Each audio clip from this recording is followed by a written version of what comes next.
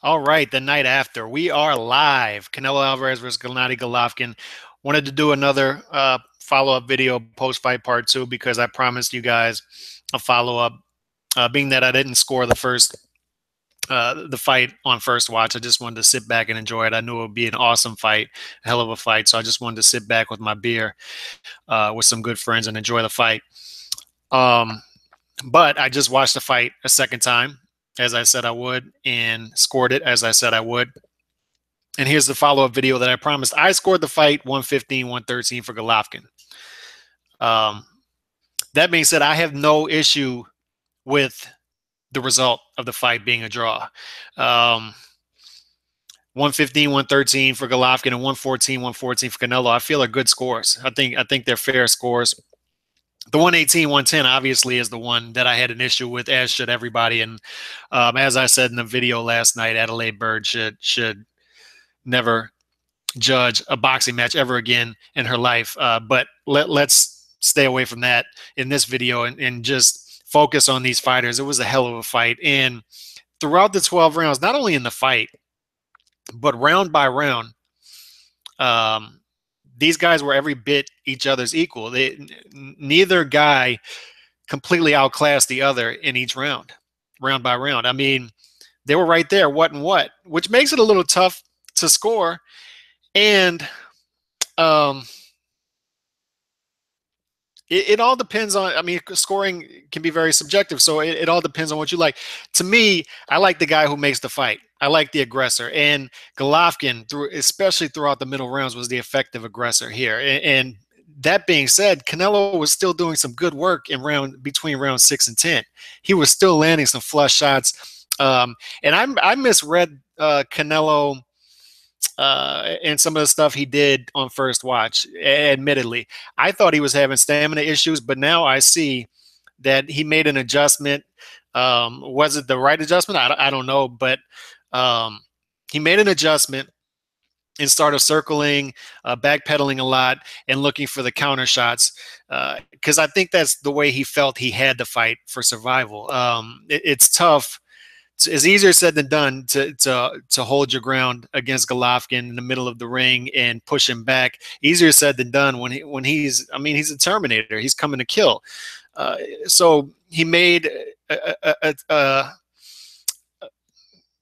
he made a call in about the third or fourth round that he's going to switch up a little bit and circle a little bit more on the outside and look for the counter shots.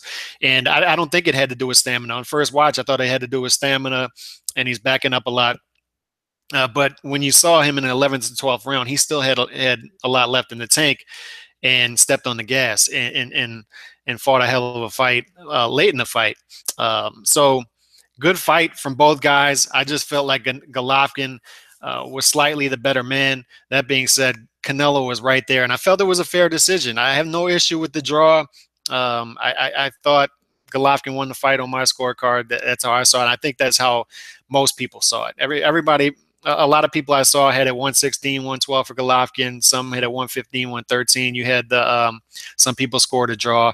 It is what it is. But I can't be mad after watching it at 114, 114. I just can't. I can't get myself to do that. So, but I did feel Golovkin won the fight close.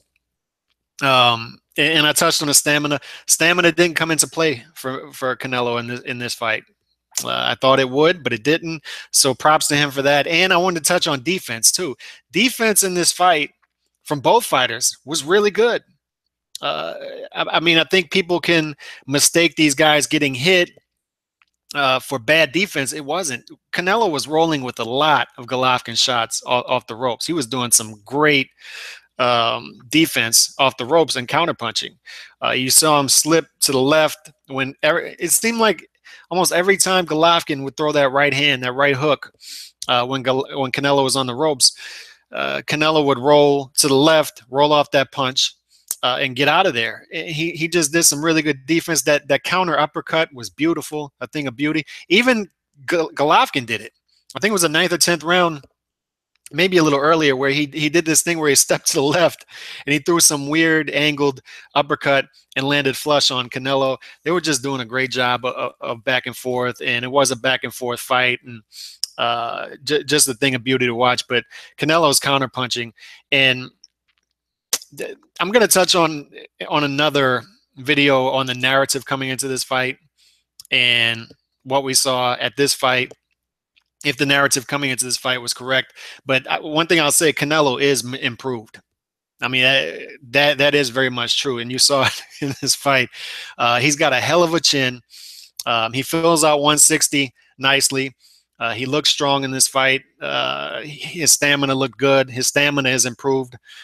I think 3 or 4 years ago, he wouldn't have been able to withstand what Golovkin was bringing at him in this fight. His stamina would have failed him late in the fight, but it didn't here. His stamina has improved. His counter punching has improved. He's just putting good combination punches together as well. So he's an improved fighter. And the narrative coming in that Golovkin was washed up, Golovkin was exposed, we saw that's false. That's false. Golovkin is still very much right at the top of the pound for pound list, somewhere up there. Wherever you got him, he should be up there. He was never exposed. He's still a great fighter, a special fighter.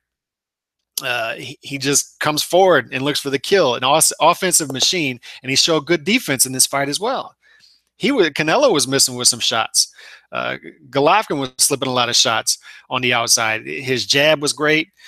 Just good all around from both fighters. Just great stuff. I have nothing negative to say about either guy. I got what I was looking for as a fan. So props to both fighters once again. This played out a lot like Cotto Margarito 1, except the pressure didn't wilt Canelo like it did Cotto in that fight against Margarito. He saw a lot of circling from Canelo on the outside and Golovkin being the effective aggressor. And that comes into play because what if there's a rematch? And there should be a rematch next year. It sounds like it's going to be next September, maybe even a little later. Canelo wants to do a fight before that, which whatever. But it looks like it'll be September. So in a rematch, I think Canelo being the more versatile fighter, it could actually play into his hands in a rematch. That being said, Golovkin could take some things from this fight as well. Golovkin could say, I was a little jittery in the first 2 or 3 rounds. He looked a little nervous. He looked a little jittery. Took him a little time to get going, get his steam going, move forward. He can say, hey, I'm ready next time. From round 1, I'm fighting the same fight that I fought starting in the 4th round. So that plays into Golovkin's hands. So the rematch, once again, would be a toss-up fight. So good body punching in this fight from Canelo. He did a very good job, but it just didn't slow Golovkin down. He is just a beast coming forward. You're just not going to stop him. You're just not going to stop him. And Golovkin didn't do as well with the body punching, and I think that has to do with Canelo's counter punching. Naturally, when you throw the body punches, you're going to be a little more susceptible to counter punches coming up top with your hands down. So I think he was a little worried about that, a little weary of that. So that's why he didn't go to the body as much. So Canelo won the battle of the body punching, but it just didn't slow Golovkin down. And I'll say this too. There's a narrative going around that can it be a great fight if neither fighter was hurt? I think it is. I think it could be. And I think it was, because the reason I say that is that's a little bit vague and that's a little bit too simple. Don't penalize these guys for having great chins. All right, just because neither guy was hurt, that doesn't mean that either guy didn't take risks. That doesn't mean that either guy can't punch, because we saw clearly both guys can punch. They just have great chins. These guys have incredible chins. I don't know what the hell is in these guys' chins, but for them to take some of the shots they took last night and continue to go forward and never get hurt, it's just a thing of beauty. A thing of beauty. And a lot of it has to do with Canelo's defense helps him as far as chins, because he was rolling with a lot of those shots. And that takes a little bit of the power off of him. And then Golovkin just walks straight through everything that you're going to throw at him. So just great work all around. I was very pleased. Nothing changed for me watching it the second time. I still had it. I instinctively felt it was a close fight watching it without scoring it the first time, and then scoring it the second time. I still had it a close victory for Golovkin, 115-113. So I think that's pretty much where most of the boxing public had it. But I have no problem with 114 either. So I'm fine with the decision. I'm fine with the decision. Other than that 118, 110 scorecard, everything was great last night. Everything was great.